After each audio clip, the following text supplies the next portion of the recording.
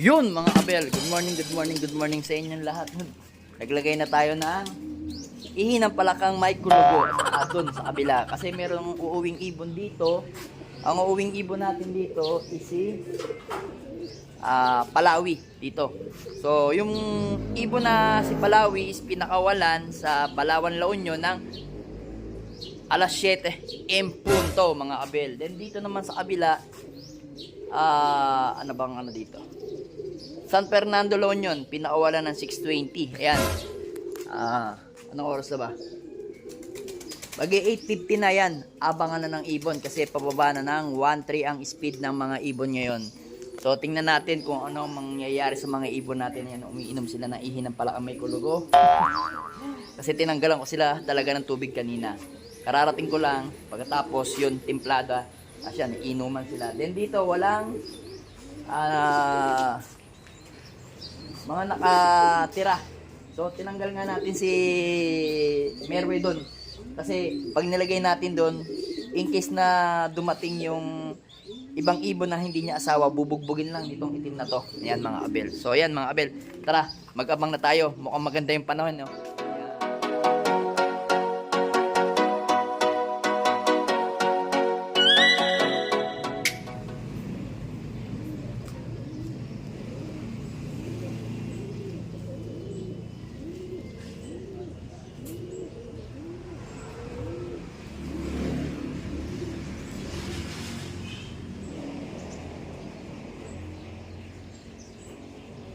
So yan mga abel, ang update natin ngayon is meron na daw nag-clock. Nakita ko doon sa GC namin, nasa 62 na ang nagka-clock sa pare. So yun, may dumaang isa, tingnan natin kung abang-abang tayo, paparating ng ibon natin. Kasi ang speed nung lap winner natin sa Magalang, kasi first dropper sila, is 1090. So possible niyan maya-maya sigurado meron na mga magdadrop dito sa parteng San Fernando, Minalin, San Simon, yan, papuntang Apalit. So yun nga mga abel, mag-abang-abang na tayo, baka bila tayong lusutan ng ibon natin. Tara. So ito na mga abel, ito na yung isang ibon natin. Pasok, pasok, pasok, pasok. Oh, ba't nagbota ka? Pasok na, pasok, pasok, pasok. Saan ang galing? Sa pag-release to sigurado. Clock muna natin mga abel. So yun mga abel, naklock na natin yung ibon natin, no? Nahirapan, ayaw basahin ng scanner kasi medyo madumi. So ang speed ng ibon natin is 1,003. Okay na okay. Alright na alright pa rin yung ibon natin. Pero for the meantime, huhugasan muna natin yung paa nito. Kasi ito yung tuyo na, oh. Malamang sa ano yan, sa pag-release or kaya posibleng bumaba yung ibon eh. Tingnan natin kung ano nangyari sa kanya. Hindi ko rin masyado pero malamang kung hindi ito sa pag-release, bumaba sandali ito. Yan mga abel. Hugasan muna natin tapos abangan natin yung isa nating young bird pa ng pare. Ito kasi all bird natin to na nakasali sa fundraise. Alright. So ayan mga abel, oh. Malinis na yung kanyang paa. Tuyo-tuyo na yung ano niya, yung putik. Mukhang kanina pa siguro ano yan. Yung putik niya siguro ano na. Kanina pa yan siguro sa pag-release. Sa tingin ko lang no mga abel. Pero mukhang hindi naman uminom yung ibon natin kasi wala siyang laman sa dibdib. Ayan. So abangan natin yung ano natin. Isang ibon pa natin yung young bird natin. Then maglalagay tayo dito ng patuka. Kuhanan natin yung ating patukaan dun. Para habang nag-aabang siya, meron siyang patuka dito. Bigyan natin. Yan o. Pero pagka ganyan, tanggalin natin yung mais mga abel. O yan. Pagka dumarating sila, tinatanggal ko lang yung mais. Kasi para hindi mabigla yung katawan. Hindi ako pa bago-bago ng ng patuka. So matalino naman yung ibon. So alam nila kung ano yung kakainin nila. So ayan. Moron na lang tayo. Moron sa flower para alright. So ayan mga abel, super init na. So yun o. Ayan, nakita nyo mga abel, kumakain yung ibon natin o. Ayan o, kumakain-kain siya. Kasi nyo, kakain yan. Galing ano yan ha. Carrera, galing San Fernando, La Union. Pero ayan oh. kumakain kaagad yung ibon natin. Ibig sabihin, kondisyonado yung ibon natin. Takbong ano lang siya, takbong girl. Hindi naman natin kailangan takbong matulin eh. Takbong girl lang. Ayan.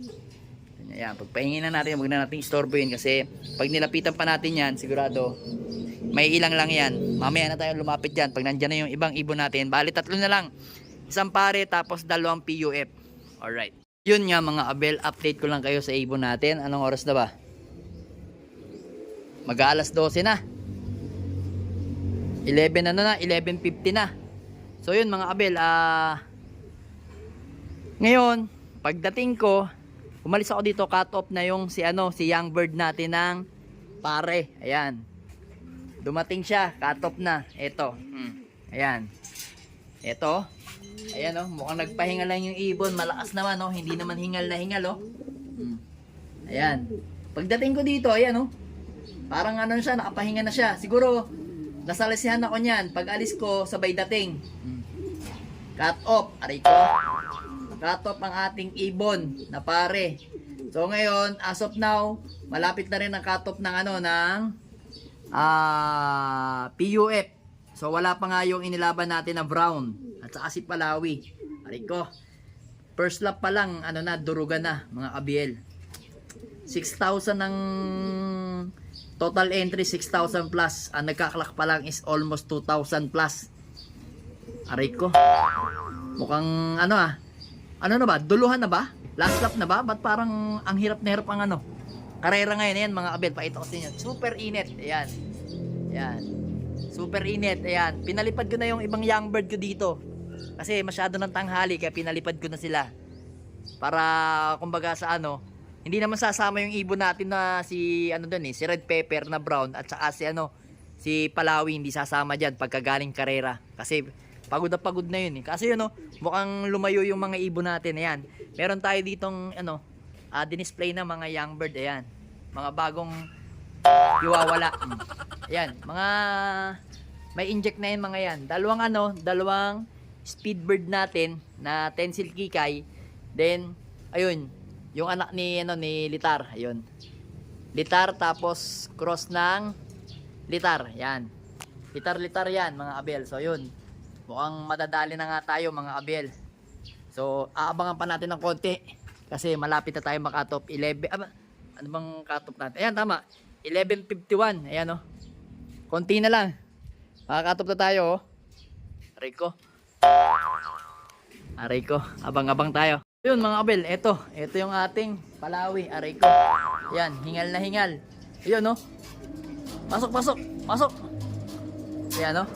Halos kasabay lang ng mga mga pinaronda ko. Pagbaba ng nakaronda ko, bumaba rin yung Ayan o, ito yung pinaronda ko, yung matanda at saka ayan. Yung mga bata ditong iba, ayan. Ari ko sumabit. Ayan. Yung mga ibang bata dito, yun. Wala pa, nasa rondahan pa. So ngayon, ayan. Ito yung ibon natin ngayon. Ayan. Cut off na, hindi na natin ayan, wala na. No chance na, tinan nyo binunot ko lang to eh. Wala kasi tayong panlaban na iba. Ayan oh. Yung brown natin wala pa. Pero to, wala tong training. Ang pinakahuling training ito, binigla natin sa Quintin, Pangasinan kagad. So umuwi naman siya. So tinignan ko yung speed niya, siguro speed niya 700 o 800 na lang. So diniretso nga natin ng San Fernando La Union. Unang niya, first lap derby niya, ayan. Arico cut off. Ayan, wala tayong magagawa. Ayan yung sticker niya, intact na intact pa oh. Oh, ayan wala tayong magagawa. Sumabay pa dito sa Rumonda ko ito. Hindi pa pagod masyado ito. Pagod na pagod oh. Sakto lang ito. Wala. Ano nangyari sa'yo? Ha? Hard race ba? Ayan oh. So yung hard race nga siguro mga kabel. Kasi almost 6,000 na nag-entry. 6,000 plus. Ang nag-clock lang is 2,000 plus ata. Ayan. So isa na siya sa hindi nag-clock. Ganun talaga. Bawi na lang. Pero okay naman. At dahil meron tayong paklak naman dito sa kabila sa isang nating naka-pan race sa pare. Ayan. May isa nating nakaklak sa pare. Ito. 1,003 ang speed. 1,003 ang speed. Ayan. Then ito cut-off. Ayan na yung mga nagrorondahan nating ibon. Ayan na sila. Ayan. Ayan na yung mga pinaronda natin. Ayan na, oh. 5. Ayan. Sakto. Oh, pasok na, pasok. Kararating lang nila. Ayan. Ayan, papusukin muna natin. Ayan, oh. Mga bago natin parondahin, mga kabil. Pasok na, pasok. Ayun, pasok. Oh. Nag-i-Spider-Man ka pa. Pasok. Hindi natin sila patatambayin dito kasi kalimitan kasi sila tumatambay pag hinahayaan kung gusto ko ronda, sabay pasok. Para walang tambay-tambay. O, pasok na Kiling. Si Kiling yan eh. Yan. Pasok sa banga. Alright.